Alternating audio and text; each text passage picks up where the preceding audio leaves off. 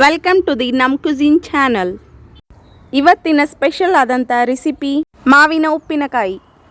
ಇದಕ್ಕೆ ಬೇಕಾಗುವಂಥ ಪದಾರ್ಥಗಳು ಮಾವಿನಕಾಯಿ, ಸಾಸಿವೆ, ಜೀರಿಗೆ, ಮೆಂತೆಕಾಳು, ಬೆಳ್ಳುಳ್ಳಿ, ಎಣ್ಣೆ, ಉಪ್ಪು, ಖಾರ ಮತ್ತು ಅರಿಶಿನ. ಮೊದಲಿಗೆ 25 ಮಾವಿನಕಾಯಿಗಳನ್ನು ತೆಗೆದುಕೊಂಡು 2 ಗಂಟೆಗಳ ತನಕ ನೀರಿನಲ್ಲಿ ನೆನೆ ಇಟ್ಟಿದ್ದೇನೆ.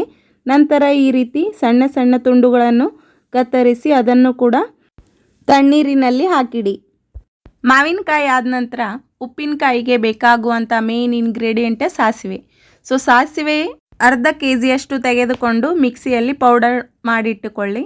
ನಂತರ 1 ಬಟ್ಟಲಿನಷ್ಟು ಸಾಸಿವೆಯನ್ನು ಹುರಿದುಕೊಳ್ಳಿ. ಈ ಹುರಿದ ಸಾಸಿವೆಯನ್ನು ಕೂಡ ಮಿಕ್ಸರ್ನಲ್ಲಿ ಹಾಕಿ ಪೌಡರ್ ಮಾಡಿಟ್ಟುಕೊಳ್ಳಿ. ಅದೇ ರೀತಿ ಮೆಂತೆಕಾಳು ಹಾಗೂ ಜೀರಿಗೆಯನ್ನು ಎಣ್ಣೆಯಲ್ಲಿ ಹುರಿದು ಇದನ್ನು ಕೂಡ ಮಿಕ್ಸಿಗೆ ಹಾಕಿ ಎರಡನ್ನು ಕೂಡ ಪೌಡರ್ ಮಾಡಿಟ್ಟುಕೊಳ್ಳಿ. ನಂತರ 1/4 kg ಬೆಳ್ಳುಳ್ಳಿಯ ಸಿಪ್ಪೆಯನ್ನು ತೆಗೆದು ಅದರ ಸಹ ಪೇಸ್ಟ್ ಮಾಡಿಟ್ಟುಕೊಳ್ಳಿ. ಉಪ್ಪಿನಕಾಯಿಗೆ ಒಗ್ಗರಣೆ ಹಾಕಲು ಒಂದು ಪಾತ್ರೆಯಲ್ಲಿ ಎಣ್ಣೆಯನ್ನು ತೆಗೆದುಕೊಳ್ಳಿ. ಎಣ್ಣೆ ಅರ್ಧ kgಗಿಂತ ಸ್ವಲ್ಪ ಕಡಿಮೆ. ಎಣ್ಣೆಯು ಸ್ವಲ್ಪ ಕಾಯ್ದ ನಂತರ ಇದಕ್ಕೆ ಮೆಂತೆಕಾಳುಗಳನ್ನು ಹಾಕಿರಿ. ನಂತರ ಜೀರಿಗೆ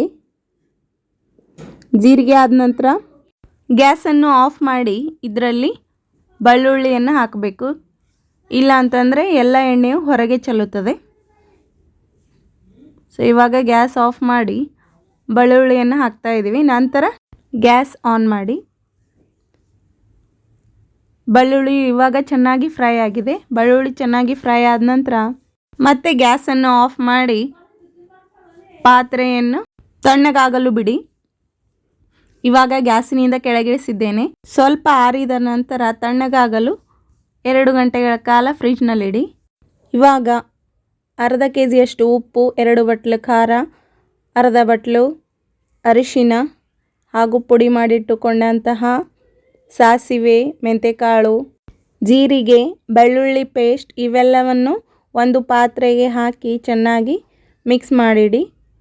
ಅದನಂತರ ನೆನೆ ಇಟ್ಟಿರುವ ಮಾವಿನಕಾಯಿಯ ಪೀಸ್ನಲ್ಲಿನ ನೀರನ್ನು ತೆಗೆಯಿರಿ.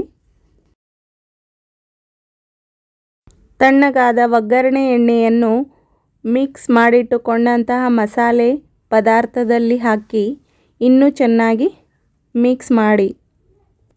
ಇದಕ್ಕೆ ಮಾವಿನಕಾಯಿಯ ಸಣ್ಣ ಪೀಸುಗಳನ್ನು ಹಾಕಿ ಚೆನ್ನಾಗಿ ಮಿಕ್ಸ್ ಮಾಡಿ. ಮಿಕ್ಸ್ ಮಾಡಿದ ನಂತರ ಇವಾಗ ನಮ್ಮ ಉಪ್ಪಿನಕಾಯಿಯು ರೆಡಿಯಾಗಿದೆ.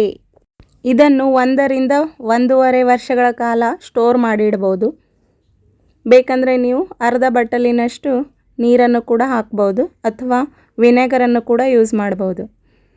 ಈ ರೀತಿ ಒಂದು ಬಾಕ್ಸ್ಗೆ ಹಾಕಿ ಸ್ಟೋರ್ ಮಾಡಿಡಿ.